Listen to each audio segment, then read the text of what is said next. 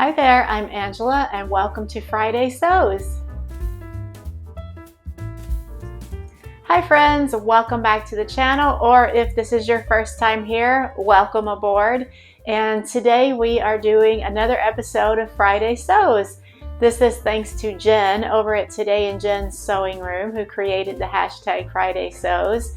And this is where we kind of do a little wrap up of our week and chat about what we've been working on in the sewing room, how life has been and everything like that. It's kind of like, I think of it as a nice way to kind of wind down the week and have a relaxing Friday. So I hope everyone's week went well, and I'll give you a little rundown on what I've done sewing wise. So you probably are aware, if you've been like watching my videos in the past month or so, that Pam over at Made by Pam, I'll put links to all these channels in the description box. So Pam and I are doing a collaboration. We're working on a Simplicity jacket together, and I do have a little bit of a sneak peek. She's totally finished with her. She's like super sewer. Me, I'm slow sewer. So we have decided to, even though I still have a few little details left to finish on mine, to go ahead and give a sneak peek. So that is coming here in just a few minutes. And the other thing that I've done sewing wise is to finish altering some curtains that I bought from IKEA to hang in our bedroom. I'll also show you how those look. So they're all hung now. They look great. I love them so much. And I'll show you what those look like. So let's go ahead and take a peek at my Simplicity jacket. I'm not like modeling it at this point. I do have it mostly constructed. It's still, it needs like the drawstring casing and the drawstring added, but that's pretty much it. Probably cut off like any hanging threads and things like that, the usual cleanup. But other than that, it's done, and I wanted to wear it to work yesterday so bad because it can be worn without the drawstring casing. It's just a little, makes it a little bit baggier. But I held off. I thought, no, I'm going to wait till it's completely done before I wear it. So let's go ahead and take a look at that. So here it is so far. I'm almost done with it. I just need to put the drawstring casing on. So that's your sneak peek. And I did end up swapping out the zipper pull, and it was the first time I'd ever done that. And I did run into some issues with it. It wasn't that difficult really in the end, but because I had never done it before, it had a little bit of challenges, I guess you would say. In case you guys have never done that before, in order to swap out the pull, you have to pry off these little zipper stops here so that the slider can just zip, come right off. And then once you put the slider back on, then you put these back on, these little stops, and crimp them down with a pair of pliers. So they just kind of like encase the zipper tape here. And the issue that I had when I pried these off, the opening, so this little stop makes like a U shape so it can slide right back onto the zipper tape. And the opening was so narrow that I couldn't like squeeze the zipper tape back in there. I'm trying to get a close up there without it going blurry.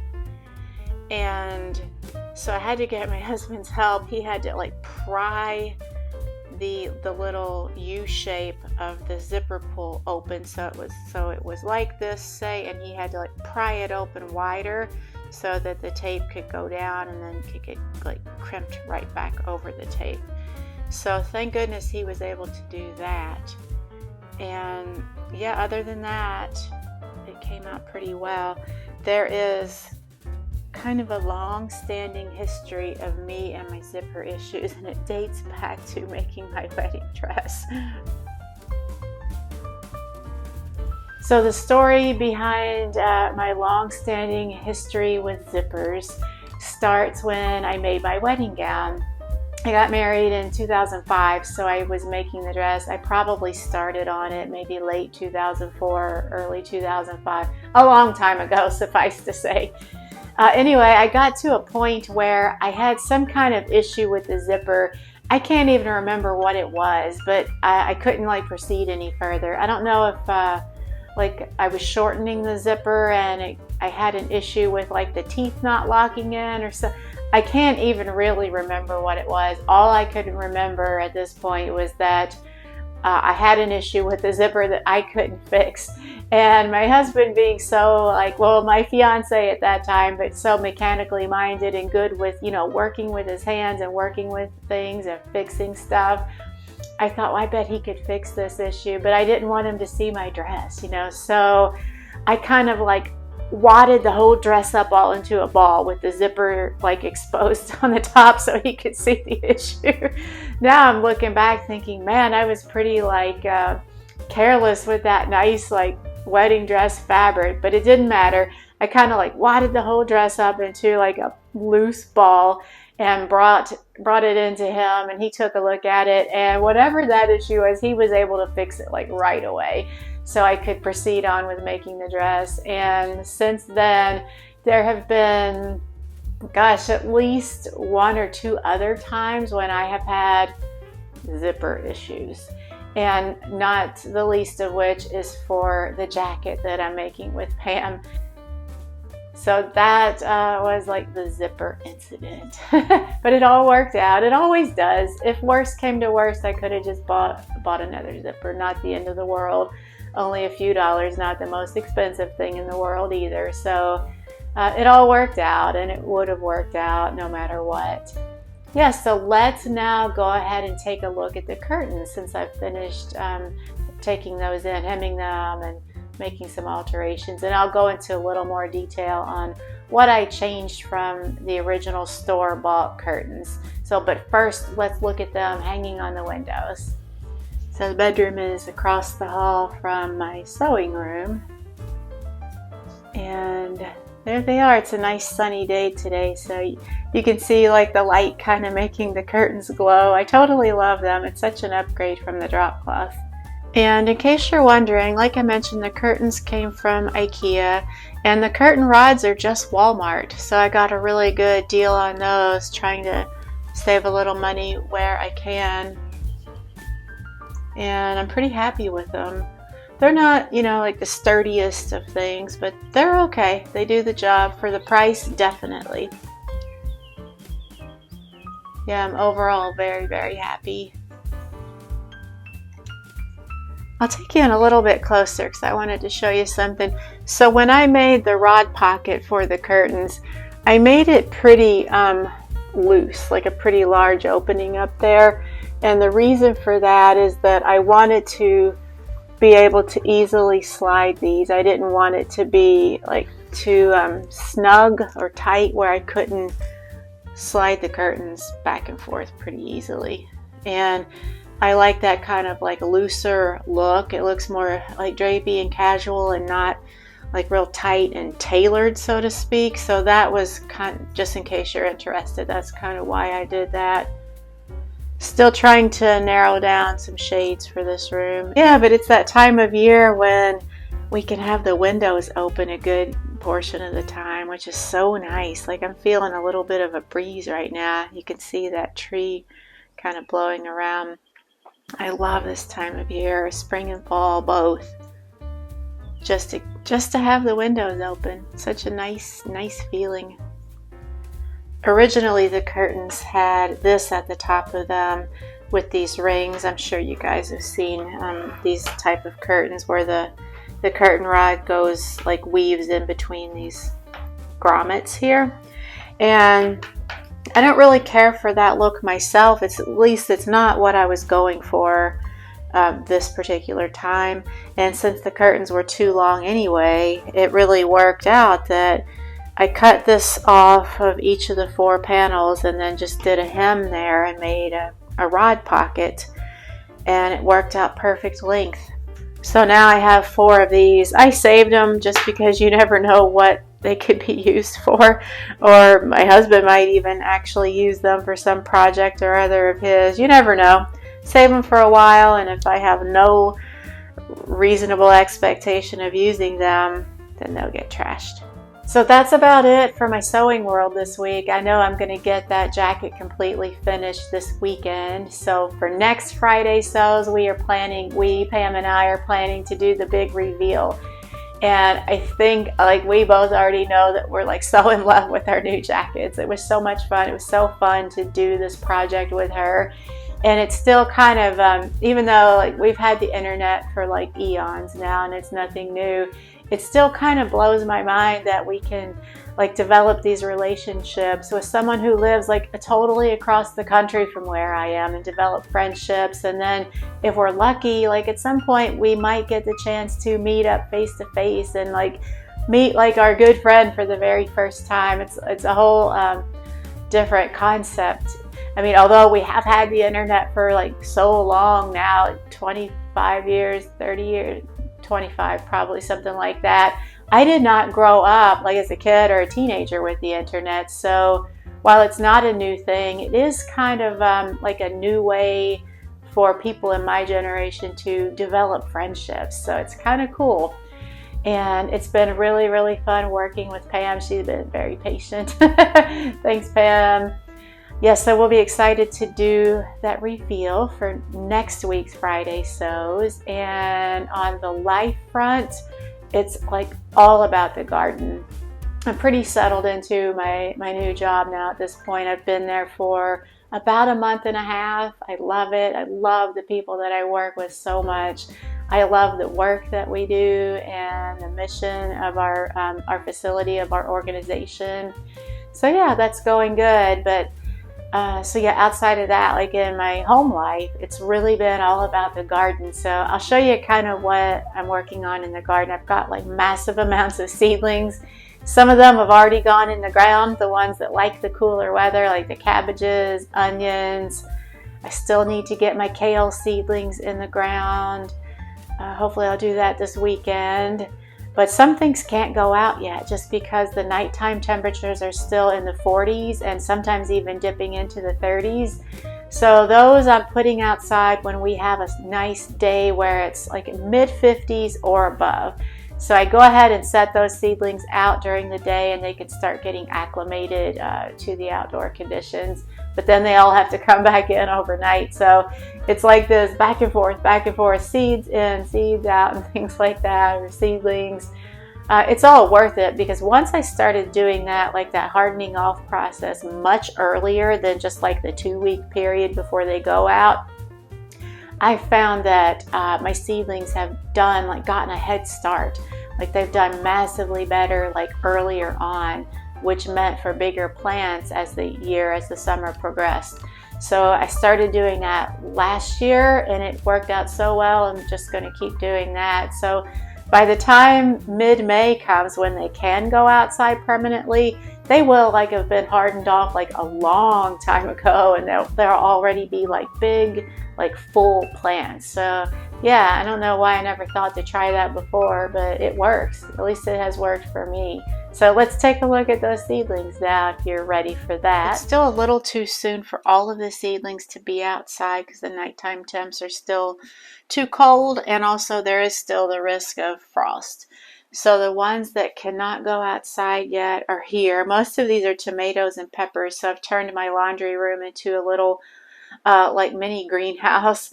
For the last however many years, this is just what our laundry room looks like in the springtime until about mid-May. But when the daytime temps are warm enough, I do put the trays outside. So luckily we have a door to the outside right here. And we have like a very small little deck here. And I just set the trays out there so they could start getting acclimated to the sunlight and to the outdoor temperatures. So like today it's going to be in the mid to upper 60s, so all of these will get moved outside. And they'll spend their day out there, and then I move them back in at nighttime. And I'm not sure if I've ever shown this on my channel before, but this is actually my vegetable garden. And just give you a quick peek at everything that's already been planted out so far this year. So in this first bed I have all onions. And then in these grow bags there are more onions and leeks, and I still have more onions to find space for in these little seed trays here. And then in the second bed is garlic, and I did tuck a few onions in there where there were some gaps. And then in the third bed here is all cabbages. There's 3 different types of cabbages in here. I think 3, maybe 4. And yeah, I still got a lot of planting out to do, but that won't happen until after we've reached our last frost, which usually is late April, but usually wait till mid-May just to be on the safe side. And I'm still working to get mulch laid out on top of all my cardboard here. I put the cardboard down first as a weed barrier, just because it will decay and add back to the earth instead of using like landscaping fabric. And I do plant in the grow bags. Last year I had corn and tomatoes in all of these grow bags, kind of lining the perimeter there. The corn and tomatoes really suffered to animal raiding by the raccoons and the deer, and squirrels. So this year I'm going to try to do corn and tomatoes, at least some, in my greenhouse. I've never done that before. Hopefully that'll work, just to keep them protected. And then I've got 2 more beds over here to plant out, and more grow bags. And then there is my potting bench. And then I keep soil in this trash can here just to have it ready at hand when I'm standing at my potting bench doing some potting. And I have a ready supply of good garden soil or potting soil in there. And that's usually stuff that I've bought bagged, not just stuff I've dug up from the ground. And I have got a bunch of trees and shrubs still left to get into the ground, just to find like the right place for. That's what all these pots are here. And then I do have a bed that we built last year. It's a 12-foot long cedar bed that will match the rest of my beds. And this is pretty much where it's going to go. I just have to dig out the ground to get it set in, so that'll be happening real soon. And the greenhouse and shed. Oh yeah, I'll show you my furniture in case you saw that on a previous video. My little shed porch furniture that I picked up recently. I love it. It's so nice. And this is the perfect kind of day today where I could spend like hours just sitting out here. So I really, really love it. It's very comfortable. Yeah. When we had the shed built, there were a different number of options you could do as far as like windows, window placement, where you wanted the doors. Do you want 1 door or double doors? How big you want the porch to be? So I went with the 6-foot deep porch rather than the 4, because I knew for sure that I wanted to make a nice little seating area out here, and it's worked out really well. Before I got these chairs, if I wanted to sit out here, I would just put like those canvas like camp chairs, and that worked out fine too, but these are so much more comfortable and stable and permanent. And let's wrap this up with this week's feature channel. So this week's feature channel, which I've been trying to the last few Friday Sews, feature another sewing YouTuber, and it's gone over pretty well. I've gotten a lot of good feedback from you guys that you really enjoy that, so I'm going to keep doing that. And this week's feature channel is called Shutoka J, and I will of course put a link to her channel below. And she, let's see, so she has maybe not quite 30 videos, so still like a very young channel. And from what I could see, she put out a few videos like maybe 7 years ago, and then there was like a long break, and now she's come back, so about 6 months ago, and regularly putting out videos. And she does pattern hauls, fabric hauls, pattern reviews, and showing her makes and talking about her plans, kind of like what a lot of the sewing YouTubers do. But I love her way. She is fun. She's just like one of those like really cool people that you would love to just hang out with, like go out to like a pub or a club or something and have a drink with, and like do some dancing or whatever. She's just like one of those kind of, or she seems like, I don't know her personally, she just seems like one of those really like fun, can we just hang out together kind of people. Yeah, so she mostly does sewing, and like I mentioned, she also talks about like fashion in general, and then she also dips a little bit into home decor. In fact, her most recent video, at least at the time, her most recent at the time that I'm recording this, was how she took like a shower curtain, gorgeous fabric, beautiful, like crazy kind of fun fabric, and made some things with it. She made an apron and then also like a throw pillow for her house. So I love that. It was so much fun to watch that and just to see how she was able to transform what many of us might have just dismissed as like a shower curtain. And she made like a really cool apron out of it. Like she saw the shower curtain for the beautiful fabric that it was, rather than just like, oh, it's just a shower curtain.